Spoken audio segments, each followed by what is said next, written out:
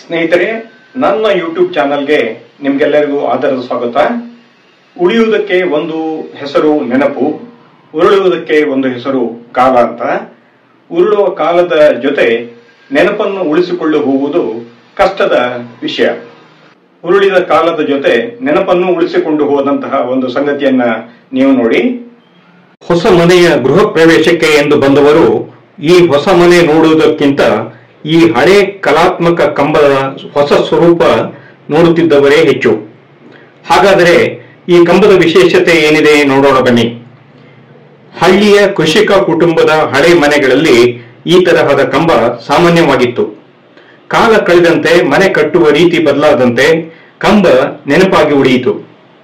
ಆದರೆ ಈ ಹೊಸ ಮನೆ ಕಟ್ಟಿಸಿದ ಕೃಷಿಕರೊಬ್ಬರು ಹಳೆ ಕಂಬದ ನೆನಪು ಉಳಿಸಿಕೊಳ್ಳಲು ಮನೆಯ ಮುಂಭಾಗದಲ್ಲಿ ಕಲಾತ್ಮಕ ಕಂಬ ಮಾಡಿಸಿದರು.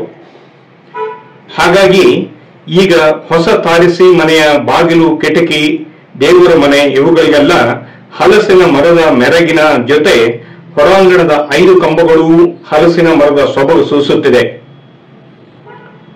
ನಗರದ ಆಧುನಿಕ ಸವಲತ್ತುಗಳನ್ನು ಹಳ್ಳಿಯಲ್ಲೂ ಅಳವಡಿಸಿಕೊಂಡಿರುವ ಈ ಮನೆಯ ಒಳಗೆ ಹೋಗೋಣ ಬನ್ನಿ.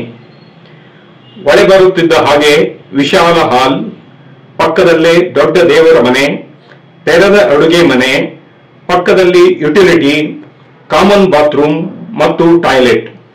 ಮಹಡಿಗೆ ಹೋಗುವ 7 ಮೆಟ್ಟಲುಗಳ ಅಕ್ಕಪಕ್ಕದಲ್ಲಿ ಒಳಗೊಚ್ಚಲು ಇರುವ 2 ವಿಶಾಲ ಮಲಗುವ ಕೋಣೆಗಳು. ಮೇಲೆ ಏರುತ್ತಾ ಹೋದರೆ ಒಳಬಚ್ಚಲು ಇರುವ 2 ಮಲಗುವ ಕೋಣೆಗಳ ಜೊತೆ ಸಾಕಷ್ಟು ನೆಂಟರಿಷ್ಟರು ಉಳಿದುಕೊಳ್ಳಬಹುದಾದ ಅತಿ ದೊಡ್ಡ ಹಾಲ್. ಈ ಹಾಲ್ನಿಂದ ಹೊರಬಿದ್ದರೆ ಮನೆಯ ತೋಟದ ವಿಹಂಗಮ ನೋಡಬಹುದಾದ ಉದ್ದ ಹೊರ ಆವರಣ.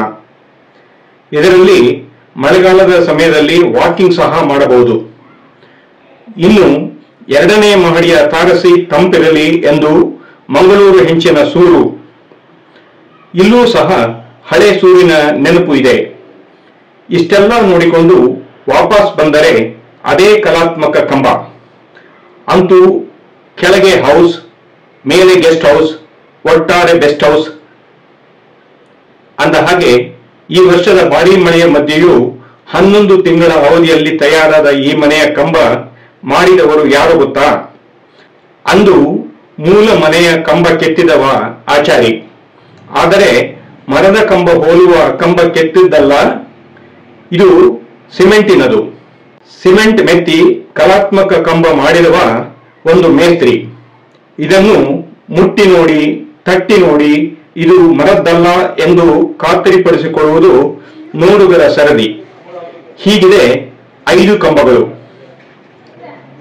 ಅಂತೂ ಮಳೆಗಾಲ ಮುಗಿದ ನಂತರ ಮುಹೂರ್ತ ನೋಡಿ 6/12/24ಕ್ಕೆ ಗೃಹ ಪ್ರವೇಶ ನಿಗದಿಯಾಯಿತು. ಆದರೆ ಎಲ್ಲ ಸಿದ್ಧತೆ ಮಾಡಿಕೊಂಡಿದ್ದಾಗ ಪೆಂಗಲ್ ಚಂಡಮಾರುತ ಪ್ರವೇಶ ಮಾಡಿತು.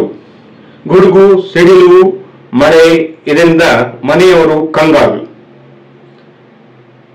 5/12/24ರಂದು ಮನೆ ಎದುರು ವಿಶಾಲ ಅಂಗಳದಲ್ಲಿ ಹಾಕಿದ್ದ ಸುಸಜ್ಜಿತ ಪೆಂಡಾಲ್, ವಿದ್ಯುತ್ ದೀಪಗಳ ಅಲಂಕಾರ ಕಣ್ಸೆಳೆಯುವ ಹಾಗೆ ಇತ್ತು. ಒಂದೆಡೆ ಆಹ್ವಾನಿತರಿಗೆ ಊಟ ತಯಾರಿಸಲು ತಂದ ವಿಧ ವಿಧ ತರಕಾರಿ ಕಾಯುತ್ತಿತ್ತು. ಆದರೆ ಚಂಡಮಾರುತದಿಂದಾಗಿ ಮಳೆ ಸುರಿಯಲು ಆರಂಭಿಸಿತ್ತು. ಈಗ ಕಾರ್ಯಕ್ರಮಕ್ಕೆ ತಂದಿದ್ದ ತರಕಾರಿ ಏನಾಯಿತು ಎಂದು ಮುಂದಿನ ಭಾಗದಲ್ಲಿ ನೋಡೋಣ. ಸ್ನೇಹಿತರೆ, ಕೆತ್ತುವ ಕಂಬದ ಬದಲಿಗೆ ಮೆತ್ತುವ ಕಂಬವನ್ನ ಮಾಡಿಸಿದಂತಹ ಈ ಮನೆಯ ಯಜಮಾನರಿಗೆ ಒಂದು ಲೈಕ್ ಕೊಡಿ. ಹಾಗೆ ನನ್ನ ಚಾನಲ್ಗೆ ಸಬ್ಸ್ಕ್ರೈಬ್ ಮಾಡಿ. ಈ ವಿಷಯವನ್ನ ಇತರರಿಗೂ ಶೇರ್ ಮಾಡಿ.